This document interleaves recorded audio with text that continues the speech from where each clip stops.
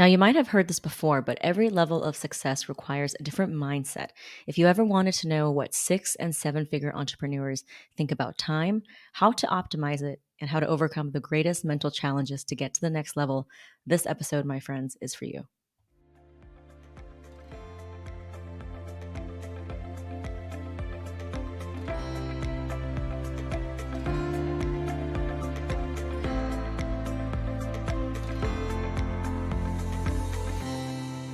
All right, everyone. Happy New Year. I'm so glad to be here with you as we embark on this new journey. Now, I have an incredible guest today and my personal business coach and mentor. So I'm going to have him introduce himself. But thank you so much for being on the show, Rick. Absolutely. I'm honored to be here. Thank you for inviting me. So my intro, right? We talked about that beforehand that I'll do my intro because it's a little bit all over the place. So I am we're recording this in the first week of January, 2022. I think another week or so from when we're recording this is officially 8 years in having my online business. And I come from the corporate world in online marketing, and I left that world in the fall of 2012. So almost 10 years, well, 9.5 years ago. And I worked for, big brands like AOL, Yahoo, Funny or Die. And I did everything from the back end of online marketing and advertising to managing accounts to selling online advertising. And it was the selling part where I spent the most time. I spent about 6-ish years doing that. And that's what led me into wanting to go out on my own and start something for myself. And, back almost 8 to 10 years ago, actually at this point, it was 10 years ago, I was looking at all right, what is my business? What do I want to do? In this whole, if I leave the corporate world, what am I going to do? And this was at a time I knew online advertising, but I didn't know Facebook ads at that point. But Facebook ads were really becoming popular at that time. It was very limited on what you could do. It was just the whole little right column ad with just a little bit of text and a small image. Anyway, I started teaching myself ads, and it came very easy to me because that was my background as far as online advertising goes.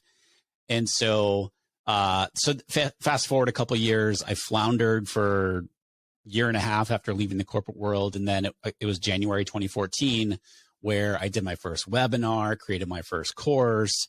And that was sort of the start of, my online business journey. And for a lot of years, I was quote unquote known as the Facebook ads guy. And probably 3 years ago, I started to branch out beyond Facebook ads because people were coming to me and they were saying, they were like, I have a problem with my ads, they're not converting. And so once we would dive into it, it wasn't necessarily how they had set their ads up.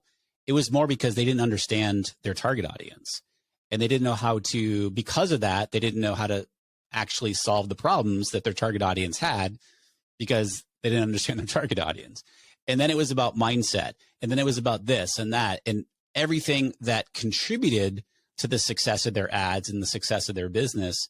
However, I was only focusing on ads at that point, but I loved coaching on mindset. I loved coaching on building a team, et cetera, et cetera. And so with my podcast at the time, which was called The Art of Paid Traffic, which is now called The Art of Online Business, I started to sprinkle in other episodes, other topics in addition to ads, just to kind of gauge the reaction of my listening audience. And I got amazing feedback. And so that was kind of the start of me evolving with the business. And so today, I focus primarily on people like yourself, Gloria, online business owners, online course creators, online coaches. I also work with teacher entrepreneurs, so entrepreneurs who help teachers who are already established. People who are already doing at least 100K in their online business, and that's a very different set of problems than somebody just starting out. So we focus on 3 key areas. So number 1, it's increasing profit. Number 2 is increasing impact, but with less hustle. That's the third piece, because everybody thinks oh, I have to work harder. I have to work longer in order to have success, which is completely not true. And I learned that the hard way. And within those 3 pillars that I know we're going to talk about here today, that I look at it, I break it down to optimized. So I say, I love the word optimized because it can mean a lot of different things, but it's really about taking what you're already doing in your business and just kind of tweaking it and seeing how it works and basically trying to improve different areas of the business. So we optimize people's mindset because that is the base of the success of anybody's business. I start there because that's where I've always struggled in the growth of my business. Then we optimize systems and processes because we need to get people's time back, right? Again, the less hustle part. We can't scale something without solid systems and processes. And then obviously the third part being the sales and marketing part. Well, that's how we, attract our audience that we want to serve, the people that we are here to serve, and then also to sell to them.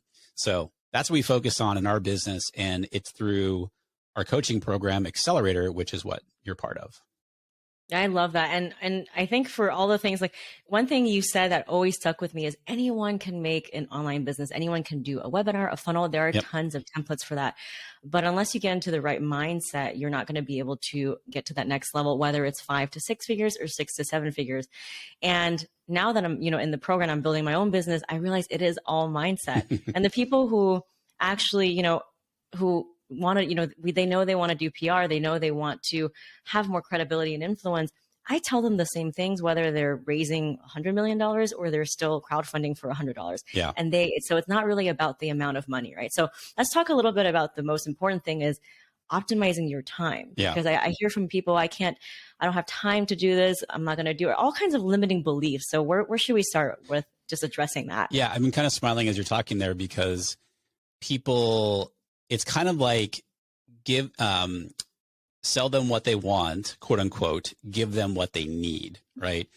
People need the mindset work. It's not like, oh, I hit a Friday after doing 4 days of mindset work and I'm good. Like my mindset's dialed in. No, it's a constant progress, constant journey, constant process of being aware of it and working on it. And so, and you mentioned it like the whole time, optimizing your time, that it's so closely tied to mindset because we have to understand if we think, for example, that the more I work, the more I make, that is a mindset. That's a thought, right? And we believe that, but it's actually not true because I can share a ton of examples of people working 14, 16, 18 hours a day and not seeing success in their business at all. I can also share with you on the flip side, myself included, but like I have a buddy of mine, for example, who works 3 days a week, works about 15 hours a week. Now, granted, he's been doing this a long time. He's been doing this like 12 years, but he's got a multiple 7-figure business. He surfs every day. He lives in Australia and like he has a very successful business and he doesn't really work, all that hard. He'd be the first to tell you that. So there's a ton of examples where the opposite is just true, but you have to start with the belief of this is possible, that, you know what, if quote unquote, I'm going to use air quotes again, only have say 20 hours a week, right? And I say quotes around only because it's all relative, right? Some people might be like, oh my gosh, 20 hours a week. That's amazing. Other people like, ooh, I can't build a business in 20 hours a week. And so looking at it that way, it's like, all right, I have this much time that I want to, or I can devote to my business this week. This is how I'm going to use my time. And I know that this is a conversation that you and I have a lot around, the whole 80-20 principle of how we are using our time and ensuring that we're doing the most important activities that we are supposed to be doing as the CEO and getting away from the activities that we really shouldn't be spending our time on. Like, I don't know, this is a podcast. So like uploading this podcast and doing the show notes, for example, those are activities that are super important, but not necessarily things that we really need to be doing ourselves as the owner. And so it starts with this, I call it a time audit exercise.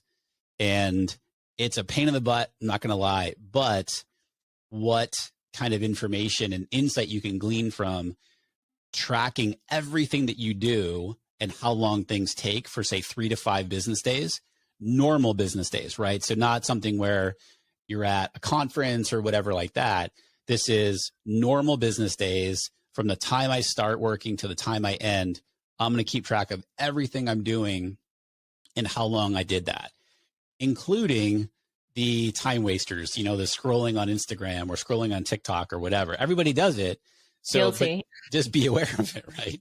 And so we have to do that so that we can become aware of all of those things where we are spending our time when we don't even realize it. And then I like to assign a value. This is something that I first learned from Perry Marshall. He is kind of an old school Google AdWords guy, and then later got into the whole 80-20 concept. And he wrote an amazing book of 80-20 sales and marketing.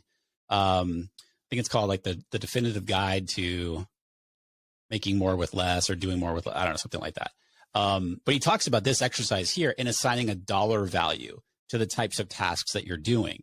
And so, for example, if you are uploading a video to whatever platform, or uploading into Google Drive or whatever it might be, that it would be a $10 an hour task, quote unquote, because that is something that you could hire out that to somebody very, very easily to do, where you shouldn't be spending your time. A $100, and it's like $100 an hour task, $1,000 an hour task, and then $10,000 an hour task. So $10,000 an hour task in what we're talking about here might be speaking with somebody at a media outlet, or doing a podcast interview, or doing an interview, or writing an article or something like that. Those are tasks that we as the business owner really need to be focusing on. That is a good use of our time. And even like the research of, I really want to get the word out about whatever I'm doing in my business, for example, somebody else in your team could do that research for you. So maybe that's $10 an hour task, maybe $100 an hour task. The idea is to get yourself to a point where you're spending the majority of your time. Like, we're always going to be doing those quote unquote lower level tasks.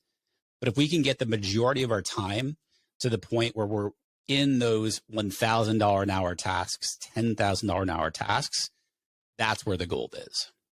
Amen. And now that we've both, I mean, you obviously more than I do, you have more experience, but working with entrepreneurs and small businesses, I see the ones that are hesitant because they're so bogged down. They rather DM 200 people than do the work necessary to maybe be on a podcast or get onto an article. And then that way they can just forward people the article. That is like 10 times more convincing, right? But instead they're still bogged down. And I realize even in my own business, my level of stress and anxiety and burnt outness is directly attributed to how wisely I am optimizing my time. And so one of the biggest takeaways, and in my last episode, I talk about this, is when I was DMing people over dinner, taking bites of food, not even like tasting what I was eating, my life quality was not very good. Yeah. And my business wasn't so good because I was so bogged down answering every person's message. Yep. And so my ability to let go of control and delegate it to someone, and they're not going to talk like me, they're not me, right? But knowing that you need to let go of control in order to reclaim that, I'm now focused on, for example, talking on a podcast with you, right? So I've actually seen it happen. But I guess the next question is, a lot of people will say, well, Rick, that's all fine and dandy, but it costs money to delegate. It costs money to get my time back. So what do you have to say to people who have that objection? Yeah, I mean, it's a very, very, it's totally valid thought. The other thing too, though, is looking at the value of your time. So, for example, if you are doing consulting with a company, just as an example, I'm just throwing this out there. Well, you throw out an example, Gloria. Like, what would be an example that we can use here? If you mean like if you're designing someone's like branding? Yeah, totally. Perfect.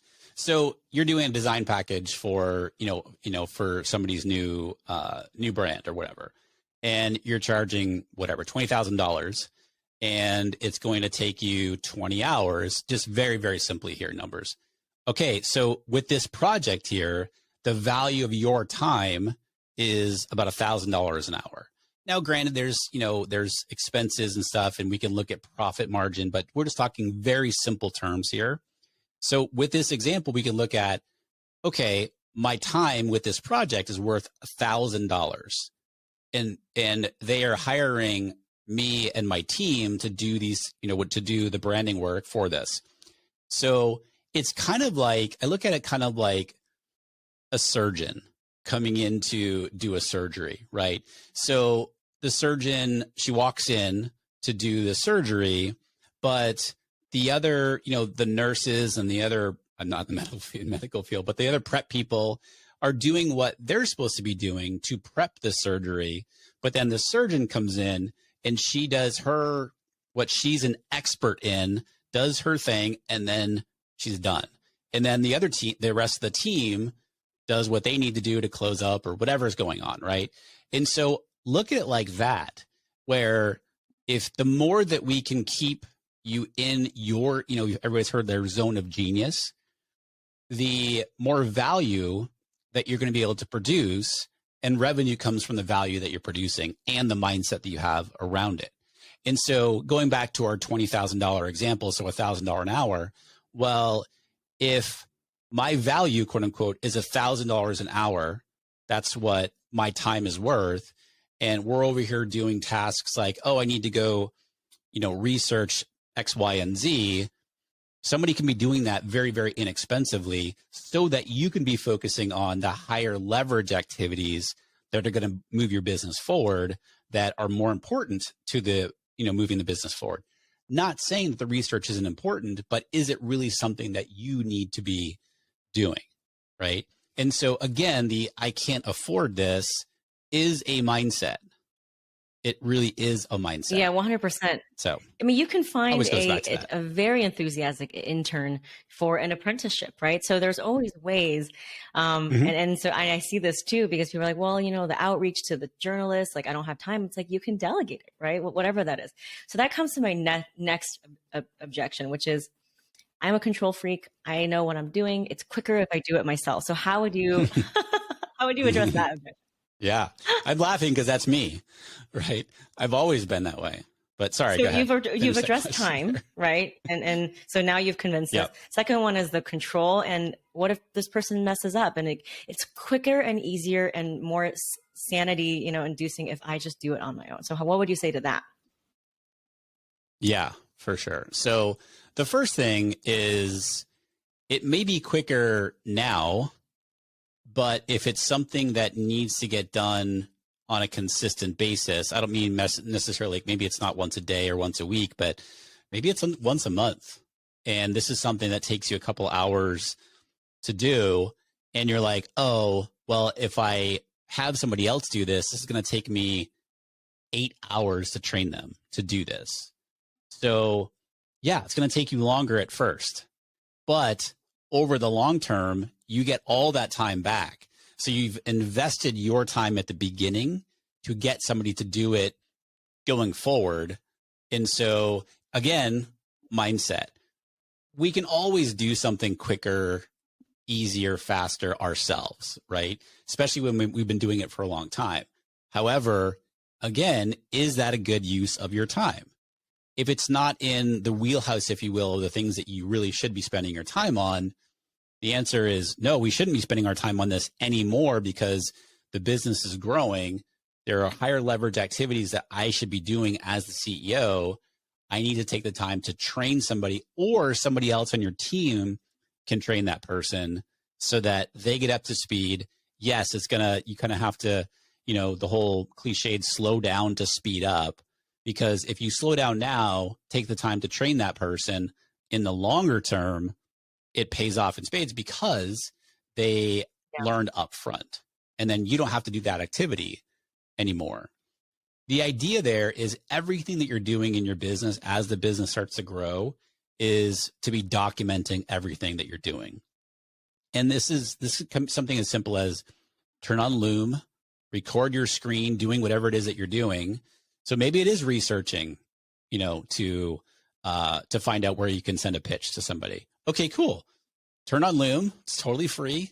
Start recording your screen as you're doing that activity. And kind of the weird thing that you do want to think about is like talk through whatever it is that you're doing. Like, okay, I'm Googling this site and I'm looking at this type of thing. Oh, I found this. And once I'm here, it's like you're talking through and sharing your thought process. And then now you have that video. Now you have that process for how you did, said activity that you can then turn around and share with somebody else. But yeah, there is an investment upfront of time and energy to teach somebody how to do something. It will slow you down in the beginning, but in order to scale, in order to grow, again, to free up your time, it needs to happen now because the payoff long term is much better. You also mentioned too, Gloria, can you read the question again? Because you mentioned something there that I wanted to address. The first objection you overcame was time. The second one is control, about how we know how to do it best. And it's easier if we do it ourselves.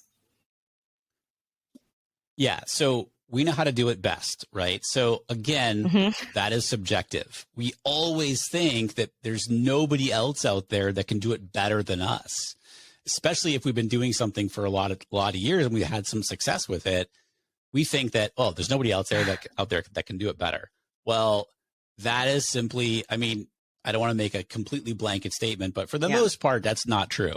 There are people out there that love to do things that you necessarily don't like to do in your business. Maybe you do it well, but yet that is their wheelhouse, right? And they can come in and do something better than the way that you've been doing it or how you've been doing it. We have to be willing to let go of that control as the CEO, as the founder, as the owner, to allow that to happen, which is a very difficult thing. But if we are not willing to let go of control, the business isn't going to grow and scale because we can't do it all ourselves. And so again, goes back to mindset.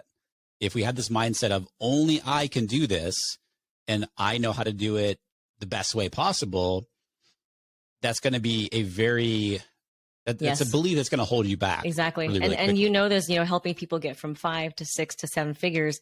The people who are already well on their way, they're going to hire experts. They're going to invest in coaching, and people who have done it themselves. And I noticed that too in my clients, the people who are really just starting out, not really sure, they want to have PR, but then they don't know what they're saying. And then the ones where I know my product works, I know I'm here to make an impact. Where do I sign up? Right. So it's a completely different mindset. And I love how you've taken us on the journey of, overcoming the objection of time, of ego, right? Of I know best, and as well as giving up control. So, you've worked with so many founders now on all different levels. What would you say is another difference between someone who is just starting out, maybe 5 figures, and someone who's really got it down and really well on their way? And they, not only are they optimizing the hell of their business, but they're able to spend time with their families. Yeah. It's again, it sounds like a broken record, but it goes back to starting with that mindset, right?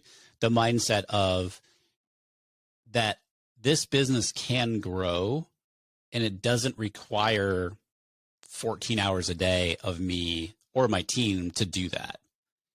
The other big shift there is, well, before I go on to the next one, it's remembering, and you kind of mentioned it earlier, and you and I've talked a lot about this, but it's when things are stressful all the time, when we're waking up at night because we're stressing about something in the business or we're getting sick over something.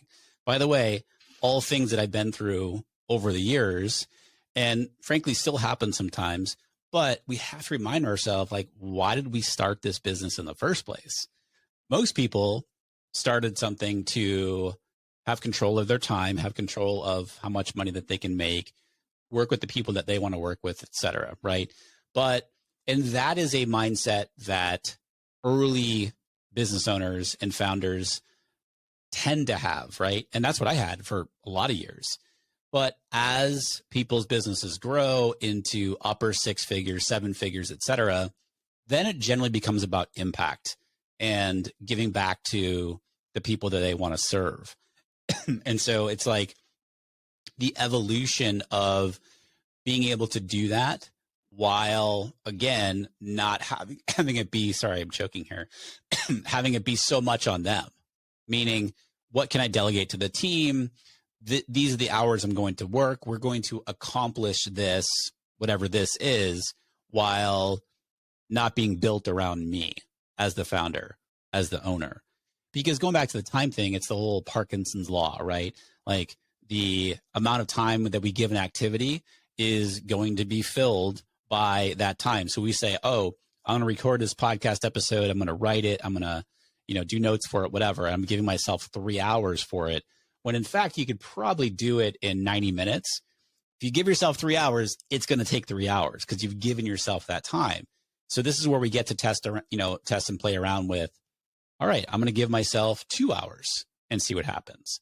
Next time I do it, I'm going to give myself 90 minutes and see what happens. And so it really does come down to the belief that it's the shift towards, I'm here to make an impact rather than I'm here just because I need to pay the bills, because I've gone out in this venture and I need to make this money, right? Versus somebody who's already seeing some success and they're thinking more about how can I have a bigger impact while keeping the business very profitable without having to hustle all the time. And the last thing I would say about that, Gloria, is when we are thinking about scaling the business, sorry, I lost my train of thought there. We're talking about scaling the business, but we can definitely come back to it, because I have something to say about that too. Is I recently watched this Mind Valley class about people who have means goals versus end goals, and a lot of people are like, I need to become a lawyer so I can make money, but the end goal is really, I want to buy my parents their childhood home, or whatever that ultimate thing is. And so if we get rid of all the means goals, things that are keeping us stuck, our brain actually figures out a way to fast track us to get to our ultimate goal. But it involves working on ourselves and peeling all the layers of external validation, of ego, so that we can really focus on what is it that we want, whether it's impact, whether it's freedom, whether it's quality time. Because I assure you, it's not going to be, I want to be a PR expert, or I want to be an accountant, because, Right. Yeah, it's about looking at what we want to achieve and coming up with a plan to do it, but also going back to, I'm the only one that can do this. Well, you have to surround yourself with people who, again, giving ownership to, right? So letting go of control, but you have to surround yourself with people who can think bigger as well, can come up with ideas to achieve the vision that you're setting for your business. And I remembered what I was talking about before. What I was thinking about before is like the person that you are, the founder, the owner, the CEO that you are, to get yourself to, let's just say $50,000, is a very different person that you need to be in order to hit 100,000. Same thing for as you incrementally go up, right? The person hitting $100,000 in revenue in their business, which is amazing, is a very different mindset. You have to be a different person, think differently, do things differently than a 7-figure business owner, right? Because it's the whole like, well, I can get myself to here. Okay, cool.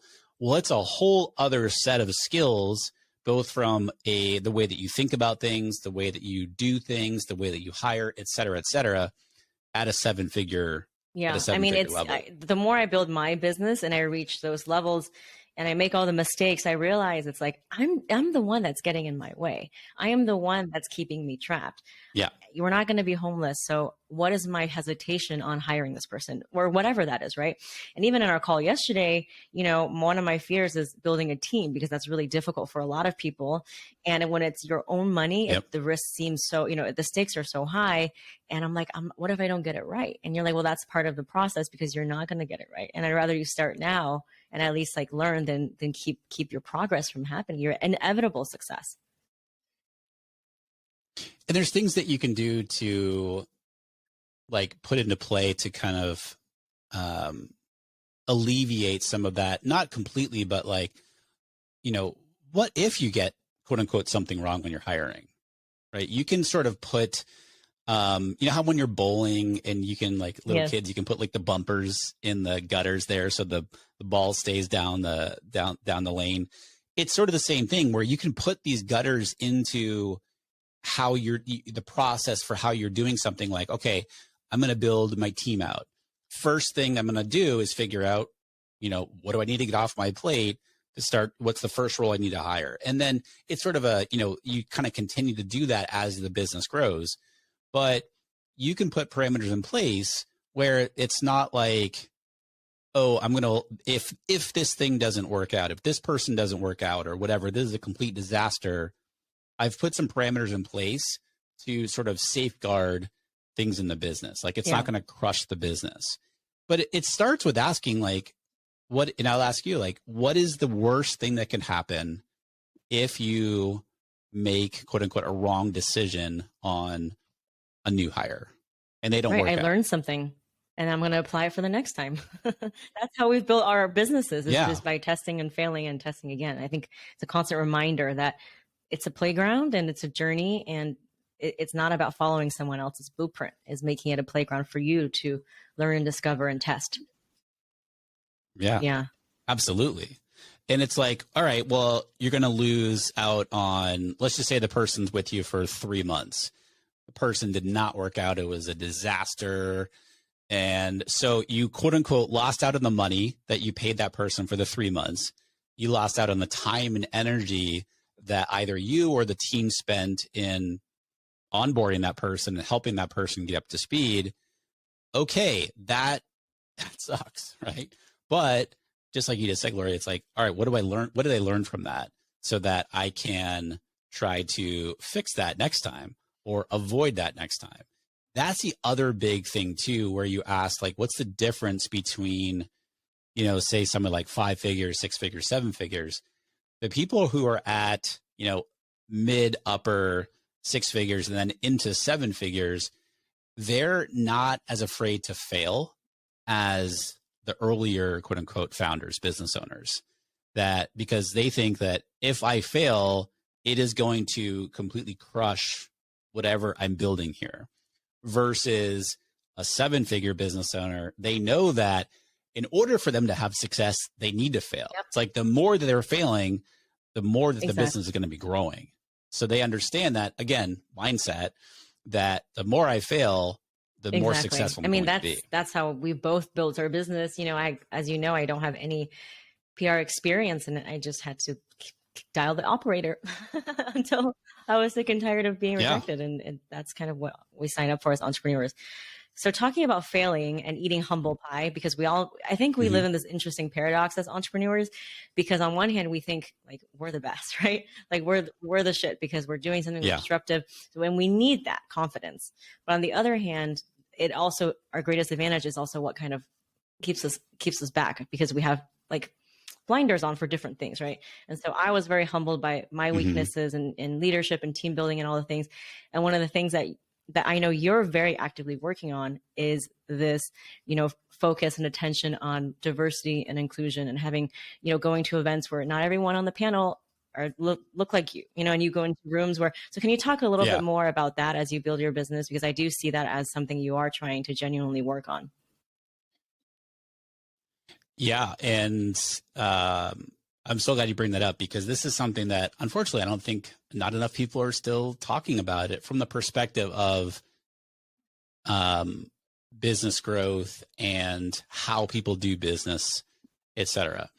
Now, and the other side of that is there are people talking about it, but it's just that, it's just talk. And then they're not actually doing anything about it. So, you know, after the events of the summer of 2020, and, you know, I was very quiet on my end. I have a big platform with the podcast.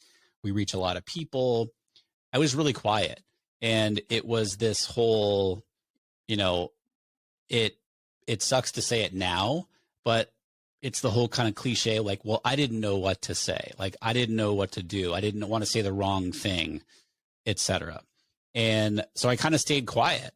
And some things happened with friends of mine, in the online space that frankly I wasn't really happy about, that the way that other things were being dealt with. And so I looked, long and hard at myself and how I was showing up and what my beliefs were and how I was using the platform that I have and how it was being, how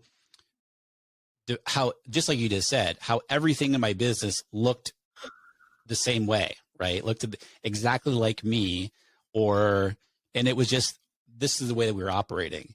And after thinking long and hard about it, I was like, you know what, this is not the way I want to do things. And so I asked, and her, Brittany McBean, she's a good friend of mine. She's our convergent copywriter. I was talking to her about it, and I was like, do you know any, diversity, equality, inclusion consultants? And she's like, oh yeah, there's a whole bunch of them, but somebody I'm super, super interested in. She said that she doesn't know her, but she gave me her website, and her name is Erica Corday. And so I reached out to Erica to just have an initial call with her. And it was a huge, huge wait time. It was like several months to get a call with her. Long story short is I was able to get a call a little bit sooner, ended up working with her and her business partner, India, just sort of overhauling and looking at where there were areas of opportunity for me to be more inclusive of, marginalized populations, and also use my platform to get their word out, allow their voices to be heard. But also I should say, how can we use this to in our content, in who we are bringing on to coach accelerators, for example? We do expert sessions where we bring people in. So looking at all the different ways that I wasn't doing things the way that I thought that they should be doing, because it was the easy thing to do, to be honest. Now that I can see that now, it's hard going against the grain. And I know people are saying like, well, yeah, of course, Rick, duh. But like, hey, I'm learning, continue to learn. It's the journey that I'm on. And I don't always get things right, but what we've completely changed in the business is our values and how we quote unquote do business, how we look at the people that are attracting into Accelerator, which is our coaching program, and being like, you know what, this is a safe place. This is, we welcome, diversity. We are inclusive. We are all about equality, etc. And it's a message that what I didn't have earlier, a couple of years ago. And so this has become very, very important. And we make a ton of decisions in our business through the lens of these new values that we created through the work of our consultants, Eric and India, during 2021. And so I have a long way to go. I don't think it's not an end point, but I'm learning. I get it wrong. I say the wrong thing sometimes, but it's something that I'm really proud actually to be able to say that, yeah, I'm talking about these things, but I'm also doing it. And I know a lot of people, unfortunately, in the online space that are still doing a lot of talking, but not actually doing that to back up what they're actually talking about. So yeah. And really, actually, really one of the questions I asked you, if you don't remember, before I was deciding to join, was, what is your feeling about diversity? Is the group diverse? And yep. I think even from then and now, I've seen you make very conscious decisions and actions and investments. Maybe when it doesn't really it doesn't benefit your bottom line either, but just conscious decisions to change that and to eat that humble pie and realize that you're far from where you want to be, but you're much closer now than where you are maybe a year ago. Yeah. And I'm really glad you bring that up, because it is, our accelerator, it's not even close to where I really want it to be from a diversity perspective. But like you said, it's not gonna, and I talked about this with Erica, our primary DEI consultant, and she's like, look, this is not an overnight thing. It's not like you're like, okay, I'm doing this work now and everything's going to change in a matter of, a week or something like that. This is an ongoing process. And so, yeah, I'm so glad to hear that you say that. Like, we have made great strides, I think, between right now, this time in 2022 and last year in 2021. Things do look very different. We are acting in different ways. We are showing up differently, but still very much have a long way to go. And by the way, what I love is the question that you asked about diversity. We're getting that a lot more now with our applicants, which I love the fact that that's happening, because that means that the work that we are doing is starting to work. Yeah, that's amazing. A little bit. And even just, using your white male privilege to say no to events that every single person looks like you, and then making the host be like, I never thought about putting a panel together. Because can you tell me a little bit about that? Because I think you kind of alluded to like you being invited on these panels where everyone is your buddy and it's the same thing every year. Yeah. Yeah. And again, the easy thing in the past to do is be like, oh yeah, of course. Right. It's good for me to be associated, quote unquote, with this person or that person. And it's good for, the image, and it's good for my business, et cetera, et cetera. When more recently, I say more recently in the past year and a half, year or so, actually year, it's all right. You know what? Let's stop and look at this.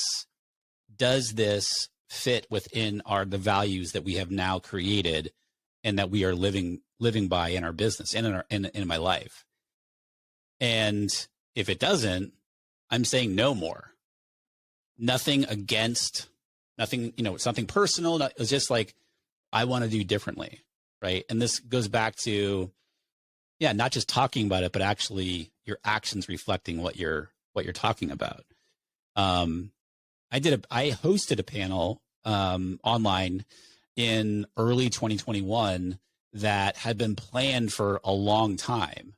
And I think I remember you and I talking about this.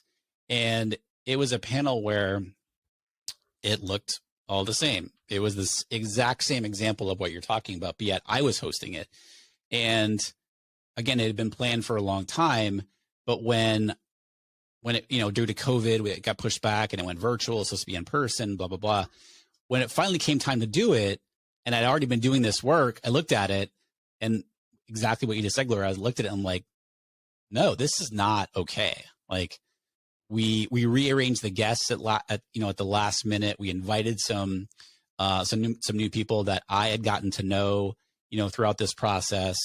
And it's just about, not doing, if things have been done a certain way and everything looks at, especially, like myself, like white male privileged, if everything has been done a certain way, because through that lens, it's waking up to the fact that change needs to happen and I get to make that change. And sometimes, a lot of times it's not easy. And there were a lot of instances I remember where I reached out to Erica during 2021, and I was just like, man, this is not, I just felt off because I was doing differently than in the past, which is good, but it was hard. And this isn't like, oh, poor Rick or anything like that. This is just like what I was going through, but I knew deep down it was the right thing. And now, even after, a year later here, it's just like, absolutely, hell yes. Like, no qualms about it, making it's the inner work that we all have to do is, re-examining what we've been told, the cultural narratives and things like that. And we all make decisions, whether it's conscious or not conscious. And, I think your podcast, I see for myself, like you have amazing experts and guests that are maybe different from what the other ones are that make the circuit. And they're all out there, people, there's so many amazing, diverse, experts in marketing. It doesn't have to be the 5 you always see. Right. Exactly. And that's something that, again, we've been very intentional about. And, saying like what I said before, again, I think I can do even a better job of what we've been doing. But I think we've made amazing strides there. It's that you do have to overcome the whole thing like, oh, if I have so and so on the podcast again, this person is known in the online, quote unquote, known in the online space, right? Versus somebody else that might look differently or what have you, sexual orientation or whatever it might be, and being like, you know what? No, I want to amplify this person's voice rather than this other person that, I've amplified many other times or been associated with, et cetera, because I want to learn more. I want to open up people to hearing what this person has to say. And it's being okay with that, which for some people is a very hard decision. And it was for me at first too, to be honest. But now it's like, and it's even just like asking our audience for feedback is scary, but I'm so glad I did it, right? It's going to help us. Yeah. So we're kind of getting to the top of the hour here. We're in a new season. We're in a new year. There's lots of opportunities. What is something you want to leave my audience with, whether it's a new, like a question to ask themselves to re-examine something, or a tool, or something you're trying to do more of? Inspire us, Rick. Something I'm trying to do more of. Let's see. Well, I think two things. Number one, I think like a question would be going back to the original part of the discussion around time. I would really encourage you, are you willing to slow down, to keep track of what you are doing on a day-to-day basis while you're working on your business? Keep track of everything that you're doing. And then be able to look at, am I spending my time on the most important activities that are going to move the business forward? And if you don't have a team right now, it's okay. And it's not like, oh, we're talking like, oh, you have to have, 5, 10, whatever, 20 people tomorrow. It's like, all right, if I don't have a team, I'm going to start slow and methodically and start to build from there. You also want to be building, by the way, we didn't talk about this, but you also want to be building for the business that you want to have. And again, it's not like, oh, I want to have this business down the road, so I need to hire 8 people right now. No, I'm not saying that. But you're thinking through, again, this is the difference between an early business owner or founder and a more established one, how they're thinking about the business. So are you willing to look at yourself and how you're spending your time? It's a hard activity because it's a hit to like, oh, wait a minute, I spent, 90 minutes today scrolling Instagram or on TikTok or on the news or whatever. It's okay. I'm not saying don't do that, but just be conscious of how much time is going there. And then I would say the other thing is I want to encourage people to, going back to that failure part, is to fail more. Remember that the more that you're failing, the more quickly that you are going to succeed, because you're trying new things and not being afraid if something doesn't work out, right? One of our coaches, Neil Williams, in our accelerator coaching program, we have this thing where we're doing here in 2022 where it's 50 fails, like hashtag 50 fails. And it's like, can we get to 50 fails this year? Which is basically one a week, right? And because the more that we're failing, that means the more quickly we're getting towards success, whatever success means and looks like to you. So that's what I'm trying to do. I'm trying to fail more this year. And I want to encourage everybody listening right now or watching to do. That's why you're on the show, Rick, because you and I, failure is so special and we would not be where we are. Failure's your friend. So where can people find you? Where can people connect with you and get into your world? The best place to start is the podcast, The Art of Online Business. It's on all the major podcast platforms, Apple Podcasts, Spotify, Stitcher, etc. Where else? At Rick Mulready on Instagram. My website is rickmulready.com. And not sure when this episode is going to come out, but we're on YouTube as well. So you can watch my podcast on YouTube. It's The Art of Online Business. There's a full episodes channel and then a clips channel, which is like the highlights, different highlights of different episodes that I do. And then we are in early January, finally getting my YouTube channel, the Rick Mulready YouTube channel going. So yeah, people can search for Rick Mulready By the on way, YouTube anyone too. that's not subscribed to your podcast, they need to do it right now. Anyone that's listening, it is an incredible, incredible podcast. Yes. And you're being humble here, but how you have like 8 million how many million downloads already? Yeah, I think in we at the end of 2021 we got close to a total since I started the show. I started it in July of 2015. So what's that, 5.5 years? We're close to 9 million. That's amazing. No, on that note, that is something to be celebrated. Yeah. Congrats. And thank you so much for being here, Rick. Thank you. Absolutely.